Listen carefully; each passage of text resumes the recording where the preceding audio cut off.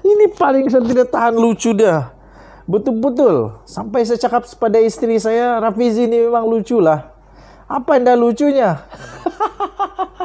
Ini betul-betul lucu. Serius punya lucu. Peruntukan 1,7 bilion di LCS diguna untuk beli putik kapas. Aduh, kamu tahu apa itu LCS? LCS ini kapal tentera, kapal pesisir, kapal tentera darat atau tentera laut lah, yang pasti. Tapi Rafizi cakap berapa banyak peruntukan 1,7 bilion. Bukan 1,7 juta.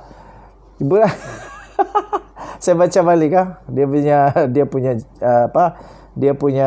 tajuk. Berapa banyak peruntukan 1,7 bilion. Bilion bukan juta. 1,7 bilion LCS diguna beli putik kapas. Aduh, apa kena lah putik kapas dengan ini kapal tempur pesisir ini. Mungkin bikin sumbat kalau berlubang itu kapal. Oke. Dalam serangan terbarunya berkaitan skandal kapal tempur pesisir LCS, timbalan Presiden PKR yaitu Rafizi Ramli mempersoalkan sebanyak mana uang daripada peruntukan 1,7 bilion. 1,7 bilion untuk alat ganti kapal itu sebenarnya yang digunakan untuk barang kegunaan harian yang boleh dibeli di pasar raya biasa. Rafizi juga menggesa menteri di Jabatan Perdana Menteri yaitu Abdul Latif Ahmad yang didakwa memiliki berkaitan dengan skandal itu dipecat daripada kabinet. Nah, habislah kalau kena pecat. Katanya sejak saya mendedahkan seorang yang bernama Zainab Muhammad Saleh sebagai individu yang dinamakan sebagai istri Latif di dalam laporan forensik projek LCS, sehingga sekarang Latif tidak menafikan kenyataan itu.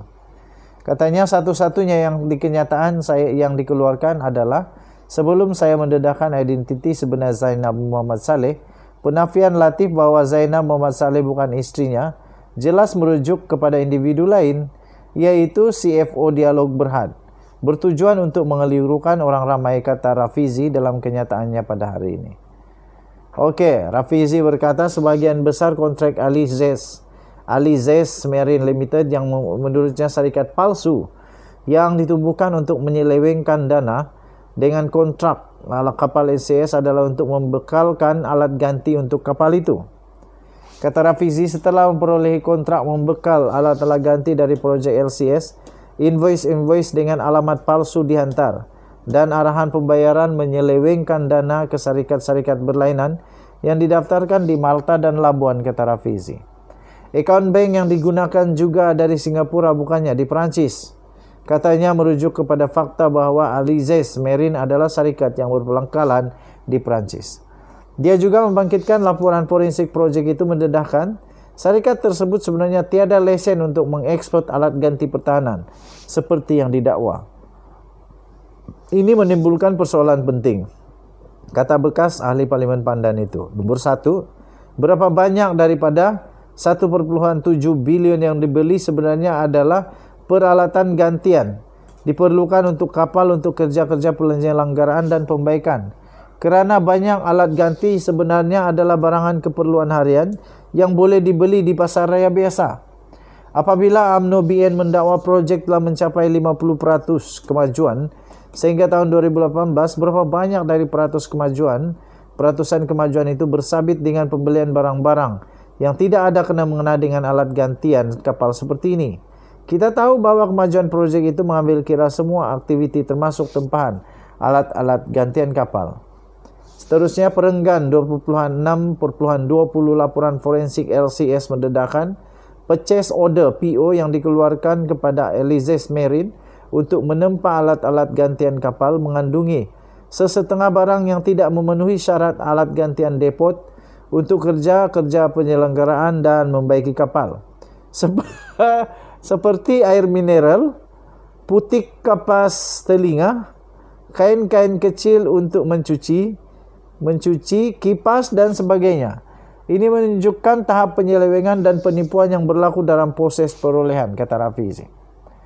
Rafizi mendakwa Latif dan Zainab sebagai jerung besar yang mengaut keuntungan daripada projek LCS melalui syarikat luar pesisir yang dilantik sebagai perunding projek walaupun tiada kelayakan. Justru dia menggesa Perdana Menteri Ismail Sabri Yaakob untuk memecat Latif daripada kabinet dan Muhyiddin pula selaku Presiden Bersatu perlu memaklumkan secara rasmi kepada Ismail Sabri siapa yang ingin dicalonkan oleh parti itu untuk menggantikan Latif. Untuk rekod, Latif merupakan anggota UMNO sebelum menyertai Bersatu pada 2019. Ketika masih bersama UMNO, dia pernah menjadi timbalan Menteri Pertahanan ketika kementerian itu dipimpin oleh Ahmad Zahid Hamidi. Wow. Katanya ini satu ujian penting untuk menilai adakah Muhyiddin dan Bersatu benar-benar ikhlas dalam menentang rasuah. Seperti tulisan beliau yang mengambil kredit atas penghukuman kes SRC baru ini, kata Rafizi lagi. Denyut nadi suara rakyat bergema di channel ini, kita jumpa lagi. Bye-bye. Salam sejahtera Malaysia. Denyut nadi suara rakyat bergema di channel ini. Antara dua saja saya ni, sama ada Teletubbies ataupun Robin Hood. Kamu rasa saya Robin Hood ke Teletubbies? Entah apa-apa aja lah. Okey, Datuk Seri Najib Tun Razak belum selesai lagi. Sekarang tuan-tuan dan puan-puan yang dihormati sekalian, dia menghadap pula kepada Hakim Mahkamah Tinggi yang baru, yang saya pasti kali ini tak ada lagi lah konflik of interest lah apa semua itu. Dan kali ini tuan-tuan dan puan-puan, saya nak beritahu kamu satu rahsia yang makcik-makcik, pakcik-pakcik ramai tak tahu tentang Najib Razak. Ramai makcik-makcik belum tahu bahawa Najib Razak sudah masuk di penjara, tetapi Najib Razak masih lagi melalui lebih daripada 20 pertuduhan. Najib yang ahli Parlimen Pekan itu sekarang ini dibicarakan dengan 4 pertuduhan salah guna kuasa. 4 pertuduhan. 4 pertuduhan salah guna kuasa. Makcik, kamu tahu ke apa itu salah guna kuasa? Salah guna kuasa maksudnya adalah salah guna kuasa lah. Apa lagi perkataan lain? Kalau dah salah guna kuasa lah. Salah guna kuasa. 4 pertuduhan. 4 pertuduhan salah guna kuasa. Lepas tu paling best, paling mantap, 21 pertuduhan pengubahan wang haram. Waduh, aku pun baru dengar perkataan haram pun dah naik bulu rumah ini. Naik bulu rumah sudah. Bulu ketiak pun bulu hidung pun naik juga. Terkejut nih kalau dengar perkataan haram. Saya paling risau kalau anak-anak makan duit haram. Makan duit haram pula. Makan nasi hasil dari duit haram. Bikin takut itu. Tapi Najib Razak ada 21 pertuduhan pengubahan wang haram. 21 bukan 2.1. 21. Orang tanya saya, kau tak kesian kan Najib Razak? Saya kesian, betul. Saya kesian. Isteri saya pun cakap dia kesian. Kami sangat kesian kepada Najib Razak dan Rosmah Mansur. Apalagi kalau fikir-fikir Rosmah Mansur sekarang terpaksa tidur bersendirian. Tidak dapat dibayangkan kesian dia. Tapi inilah realiti dia, tuan-tuan dan puan-puan. Saya bagi tahu realiti. Bukan menyenangkan hati. Yang ini realiti. Realitinya, Najib Razak ada 4 pertuduhan salah guna kuasa, 21 pertuduhan pengubahan wang haram. Untuk berapa banyak duit? 2.28 bilion, makcik. 2.28 bilion dana 1MDB. Dana 1MDB. Dana ini dana apa? Dana negara Malaysia, kekayaan negara Malaysia. Dan sekarang ini pihak pendakwaan cuba berhujah bahawa itu semua kesalahan di 1MDB itu dilakukan oleh Jolo dengan restu Najib. Ini lagi. Kalau Najib kena 42 juta 12 tahun, kalau 2.28 bilion, aku tak tahulah berapa lama.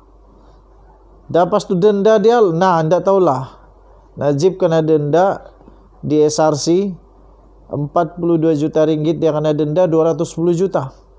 Yang ini 2.28 bilion, adui.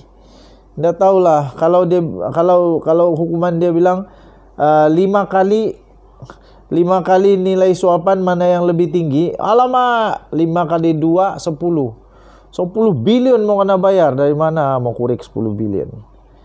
Makcik-makcik, tolonglah kamu teruskanlah berdoa untuk Najib Razak supaya dia sihat. Okey, dan dia dapat keadilan. Denyut nadi suara rakyat bergema di channel ini. Betul-betul muka saya macam Teletubbies.